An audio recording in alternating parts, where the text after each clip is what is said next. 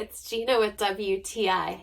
I love lifting weights, but something I always worry about is them slipping out of my hands, hitting me in the head or the foot. Thankfully, I don't have to worry about that anymore because I found these awesome dumbbells from HXD-ERGO. These are so cool because they actually fit into your hand with little thumb holes and spots for your fingers to rest easily. Not only can I get a good grip on these so I don't have to worry about them slipping out of my hands, but they're also really easy on my wrists. So a lot of times my wrists will get tired or I can't keep good form when I'm lifting weights. And because of the shape of these, I can keep my wrists really straight and without strain. I got the 5-pound weights.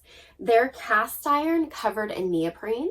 They're really comfortable, and I find that I can do all the exercises that I want with them, and I can even still do planks with rows with these, even though they're not shaped like a conventional weight. I absolutely love using these weights. They're so comfortable, and they do have other sizes besides the 5 pounds.